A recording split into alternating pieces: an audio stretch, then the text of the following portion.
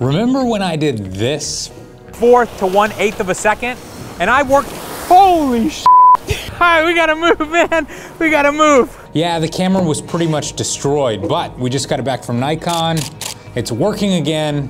How much did it cost? Let's find out. Big thanks to Syncly for sponsoring this video. Now, in this video, I want to talk about a few different things. First of all, I want to talk about why the camera actually broke, because we have used Nikon cameras in extreme weather for years. When we went to Iceland for the first time with Elia Licardi, we were standing in rain and snow and sleet for hours at a time. Our cameras looked like they had been dunked in buckets of water, and they were totally fine. Why in the world did my camera break after one single splash of the wave? On the bottom of these cameras is an electronic port, and normally when you buy any Nikon camera, or any DSLR for that matter, usually these ports are covered by a piece of rubber, and most photographers would never even think to look under there. They would certainly never throw the rubber away. But if you want to use a vertical grip, you have to remove that rubber. Of course, we throw the rubber away or we lose it. We stick the grip on the camera. And then of course, if you have the grip on the camera, it's going to protect the port. You're not gonna have to worry about wind and rain and sleet and snow and waves if you have the grip connected. I did not though. When I was hit by the wave, salt water went into this port. And salt water also hit these top connectors up here on the hot shoe. You can see all the grime in there. Oh gosh. I mean, it's turning green and gold and blue. That's what was happening right here on this hot shoe. What the heck, man? Within seconds, some sort of crazy reaction started to happen, and they turned white and then blue and gold. It was so strange to see these colors changing right before my eyes. Now, once we released the video of me destroying this camera, a few of you pointed out that the reason this reaction was happening so quickly was because we had the battery in the camera and the camera on. Power was cycling through the salt water, and that is actually what was creating this. If we had just taken the battery out of the camera immediately, run home, cleaned it off with standard tap water, and then dried it before putting the battery back in, I think the camera would have been 100% fine.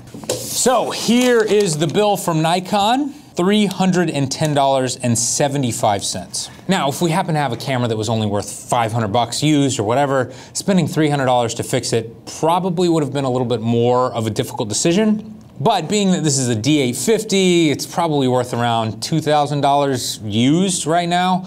$300 was a very small price to pay, although it did sting because I feel like if I had just had the gaskets in place, the camera would have been totally fine. Now, there's one other thing that I wanted to point out as well, and that is we almost lost a bunch of other gear.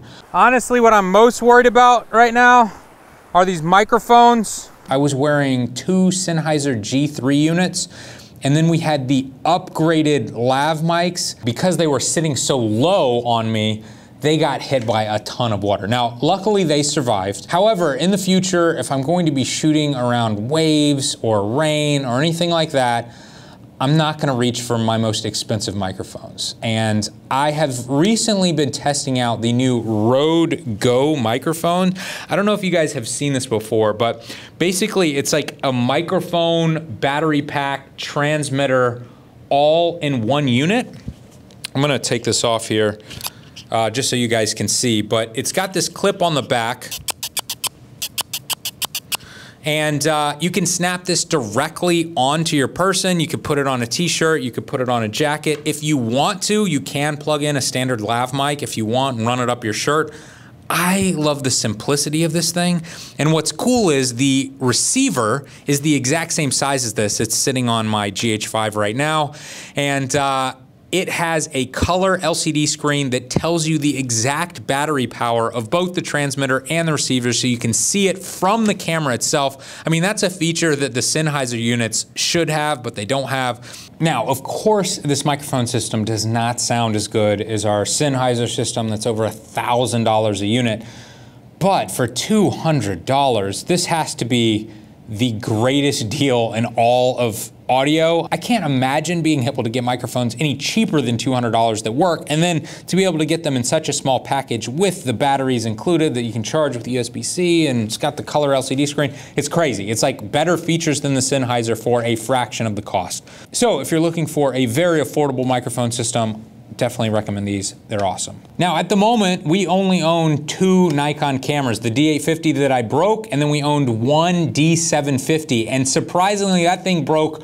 right when the D850 broke for a completely unknown reason. I think the shutter or the mirror broke. It just stopped being able to take pictures. It was giving us errors on that LCD screen. And so we thought we just ship the D750 back with the 850. We can get them both repaired at the exact same time. Now, if you're a big fan of Fstoppers and you've been following us for years, you may remember when we first bought these D750s. I believe we bought 4 of them.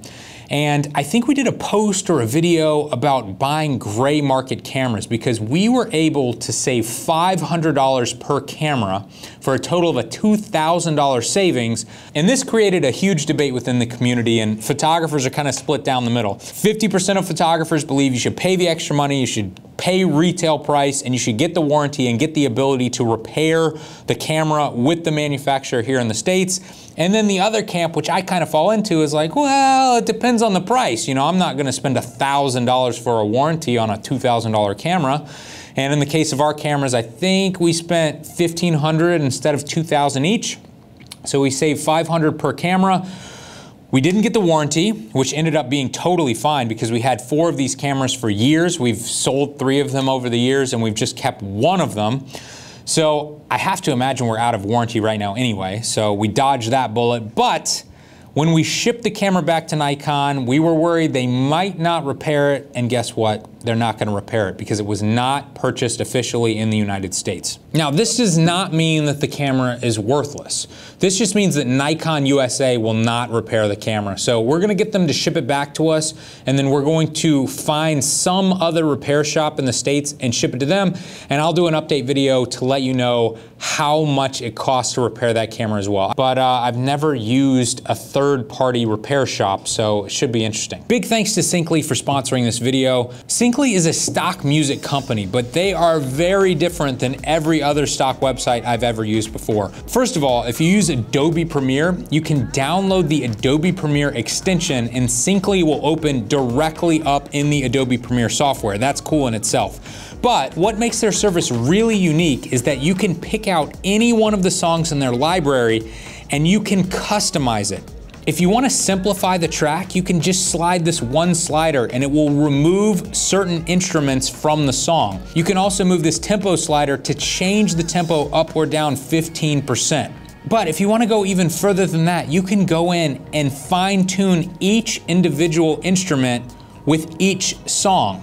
So if you love the song but you hate the guitar sound, or you feel like the drums are a little loud and you just want to tone them down, you can do that in this panel.